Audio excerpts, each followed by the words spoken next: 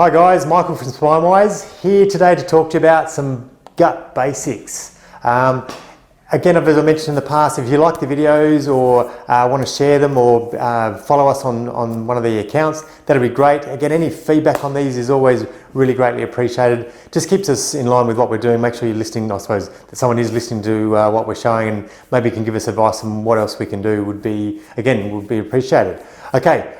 With gut basics. So when we start talking gut issues, whether it be simple things, or sometimes simple things like reflux, or whether it becomes permeable, leaky gut, whether it becomes IBS, whether it becomes SIBO, they're all, I suppose, a cascade of symptoms and a progression of that destruction of lots of different processes within that gastrointestinal system that break down over a period of time.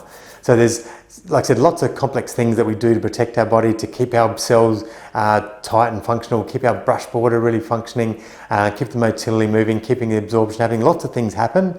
And so to get some of these differential diagnoses of SIBO or IBS and those likes, lots of things have gone wrong. So whenever we start a system with people, and some people are very complex, I'm not going to deny that, but what we always start with is just the basics. We try to get the basic fundamentals right, get good things in train, and it's amazing how many changes you can see improve just by getting the basics right. And that's what I'm going to talk about today. 4 simple things you can do that can help that gut stuff start to stabilise straight away. Firstly, off the cuff, stress. If you've watched my other videos, you know this is my big one, is managing stress, and I'll put some links below which link us into some other discussions that we've done through the clinic on stress, which is really good. One thing I've probably forgotten to mention, which is such a simple thing but a really critical thing, is sleep.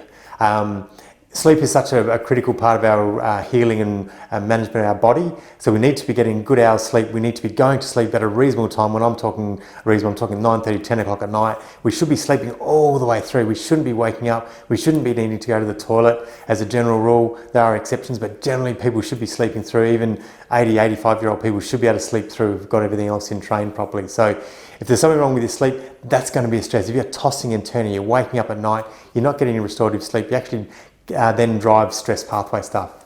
And one of the big misses with some of the sleep stuff can be sleep apneic issues, which may require further investigation, but make sure sleep is right. Check out the other videos that we've listed below and get started on managing that stress side of things better. Okay, movement, really simple thing. We need to move. Movement improves our microbiome, so there's evidence to show that when we actually get out and walk and move things, it actually improves our mobility, improves our movement through our gut, improves the microbiome. The microbiome does change just by movement. So simple thing, we don't need to be doing high threshold stuff. I'm just talking about simple things like walking. If we can get out 40 minutes of walking 3 or 4 times a week, that's fantastic. So again, some really basic things to get you going. Fibre.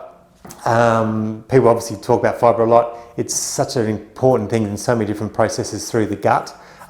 So we need to probably look at your diet, and some people we need to look at and go, we just need to increase your fibre. Just get some bulking to your fecal matter, through your digestive system, help things move through. But fibre also binds things. So when we excrete things out through our bile to then break things up, it's actually the fibre that will bind those things up and take it out. And it's also really critical in facilitating short chain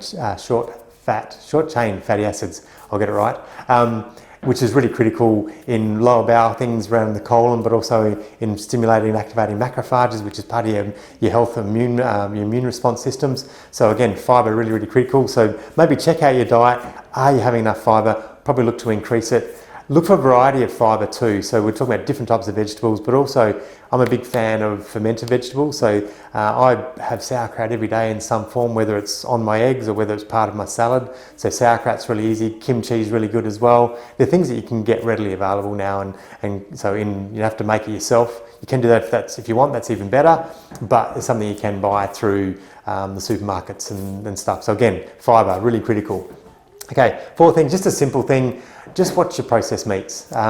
Too much processed meats in your diet. Just the processed meats critically have a lot of antibiotics use in their production and through the processing. So it's just something, again, antibiotic use is just shown to damage the gut. So if we're looking for things that remove those, and reduce antibiotic exposure through our diet where we can, so stop adding those in. So where we're using a lot of processed meats, maybe check that and look for other alternatives in our diet instead.